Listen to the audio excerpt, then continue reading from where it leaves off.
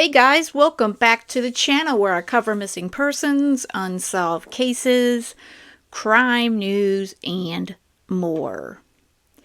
I wasn't going to cover the Sebastian Rogers missing case because there's been so many great creators covering it. Most of all, my friend Trevor, who runs Trev Time, has been covering it since the beginning. And I'm going to give you guys a link. Please go over and subscribe to him and check out his content. I just want to do kind of a basic timeline, basic video on this case because I have been following it and my heart is hurting, especially for Seth, which is Sebastian's father. And I just want this young teen to be found alive, safe and well. I really do. And it hurts my heart that all these kids go missing, and this one just does not seem at all clear what's going on. And I'm not going to get into all the drama and that sort of stuff. Again, I definitely will recommend you go over to see Trevor.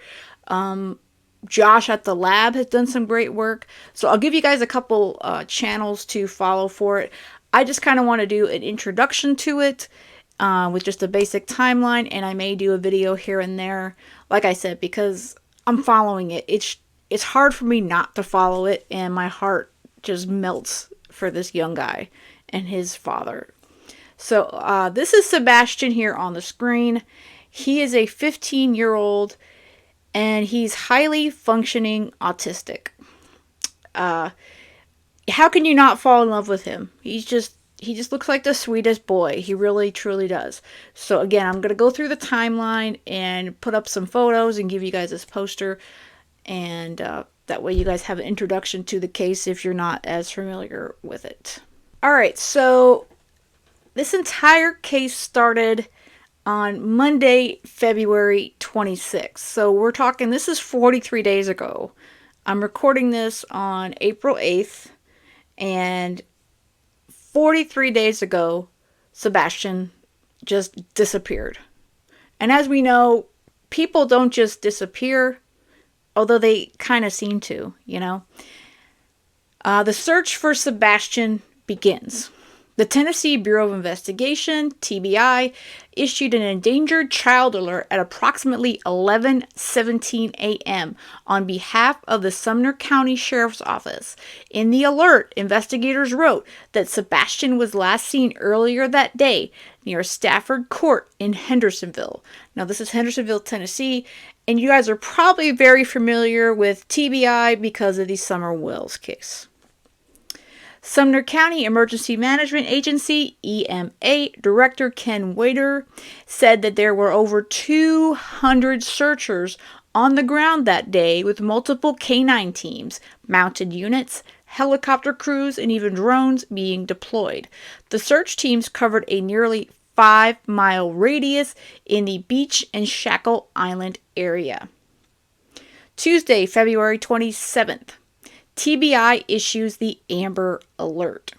The search for Sebastian continued on Tuesday, February 27th, with the TBI upgrading the alert level to an Amber Alert around 3:25 p.m. Officials said the decision to upgrade the alert was based on additional investigative information developed during the search. The urgency of the search was already increasing as colder temperatures were expected to move into the area, and authorities were unsure whether or not Sebastian was properly dressed for the weather. And he was not definitely dressed for that weather.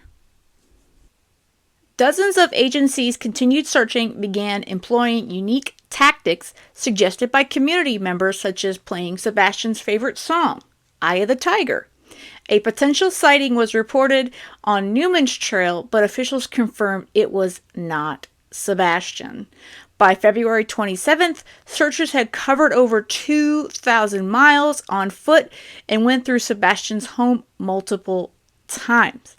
In a press conference, authorities continued to urge residents to check their surveillance cameras and report any possible information that could help lead to Sebastian. Wednesday, February 28th. TBI puts out a statement. Officials continued looking for the missing teen amid rain and 40-degree temperatures on Wednesday, February 28th.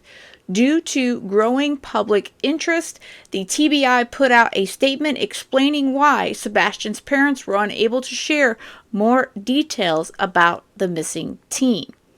Understandably, there is interest in hearing from friends and family to help provide more of a personal context about Sebastian. However, we have been requested by the family to let local media know that they are not in a position to speak to or be available to the media at this time.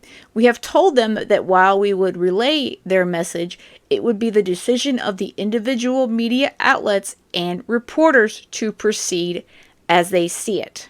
And that's per a TBI spokesperson. And as we all know, they did go through interviews, and that's going to come up in the timeline as well. Thursday, February 29th. Search for Sebastian hits day 4. In a press conference Thursday, February 29th, officials said they had received several tips amid calls for people to check their surveillance cameras, but none were confirmed sightings of Sebastian. There was a glimpse of hope that day as search dogs tracked a scent, but it turned out to be a false alert. Investigators also drained a pond to the east of Sebastian's home and found nothing. Saturday, March 2nd. Reward offered for information. As the search for Sebastian entered its 6th day, with officials stating there still had not been any sightings, the sheriff's office told News 2 an anonymous group of business owners in the Nashville area had pledged a minimum cash reward of $3,000 for information leading to Sebastian. Sunday, March 3rd. Sebastian's mother and stepfather speak out. The reward information was raised to $3,500 on Sunday, March 3rd. Sebastian's mother and stepfather also spoke publicly for the first time that day, telling a podcast host more details about Sebastian's disappearance. Monday, March 4th. Search is scaled back. Authorities announced Monday, March 4th that they were scaling back the ground search for Sebastian and transitioning to an investigation after a week of extensive efforts and still no signs of the missing teenager. During the March 4th press conference, Craddock also said there were no leads, no details to indicate that Sebastian is not alive. Thursday, March 7th. Official search, Kentucky landfill. The search for Sebastian took investigators to Kentucky on Thursday, March 7th, where they searched a landfill. According to the sheriff's office, the landfill in White Plains, Kentucky, was where trash went from Sebastian's neighborhood in the Beach area. Officials call the search of the landfill a, quote, precautionary measure to eliminate possible options and questions, unquote, and said there was, quote, no specific information, unquote, indicating evidence related to the search for Sebastian was there. The search concluded that evening, with authorities later stating it did not provide any additional clues as to what happened to Sebastian. So it was a good thing they didn't find him in the landfill, and hopefully that remains a good thing. Friday, March 15th. TBI releases more information. After a full week without any new updates in the case, TBI released additional information, letting the public know more about what was going on in the investigation. At that stage in the investigation, the agency said there were still few clues indicating what happened to Sebastian or where he may be. Officials also noted that Sebastian's family was being cooperative and there was still no proof of any criminal element. We have not forgotten about Sebastian. Much of the work currently being done to bring Sebastian home may not necessarily be public or visible, the TBI said in a statement. Numerous search warrants had been executed by Friday, March 15th, with cell phone data analyzed and any other available digital evidence searched and documented. Thursday, March 21st. Sebastian's father searches park. Sebastian's father, Seth Rogers, began searching Natchez Trace State Park for his son on Thursday, March 21st, after saying, quote, somebody told, unquote, Sebastian's mother to search the area, which is more than 100 miles from Sumner County. Quote, I've been all around Nashville. I've been passing out flyers. It's time to start branching out further. I just want to find my son, unquote, Seth Rogers told News 2. Quote, I'm not going to give up hope, unquote. While nothing was found at the park on Thursday, March 21st, Sebastian's father organized multiple other search parties in the days following. Friday, March 22nd, Sebastian's mother released a statement amid calls for more resources. As the search for missing Missouri student Riley Strain came to an end on Friday, March 22nd, several online content creators who had been aiding in the search started calling for efforts to turn to finding Sebastian. A mom and TikToker with 92,000 followers took to social media to call for the help of the United Cajun Navy, a non-profit organization that had been involved in the search for Riley Strain. With Sebastian missing for almost 4 weeks, by this time, his mother, Katie Proudfoot, also provided a statement to News 2. Unfortunately, with no new legitimate leads, our statement remains the same. We are trying to get his face out there to everyone because I think the more people know in search, the better chance we have of finding him.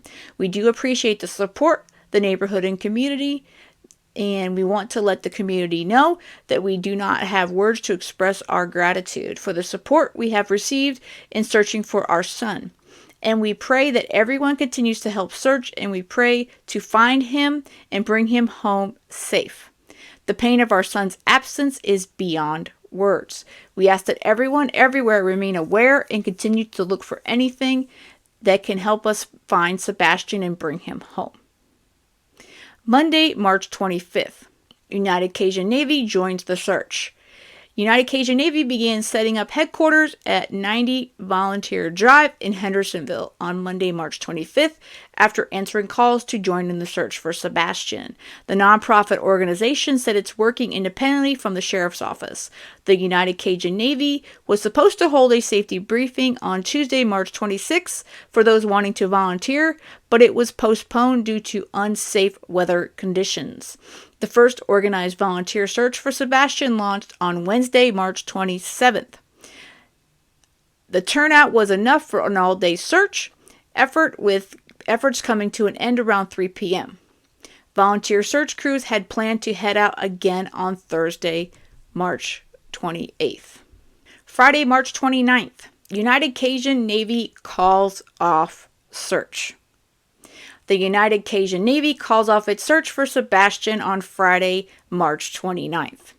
In a statement on social media, the organization said the decision to pull back and regroup was made due to increasing safety concerns and in the upcoming Easter holiday.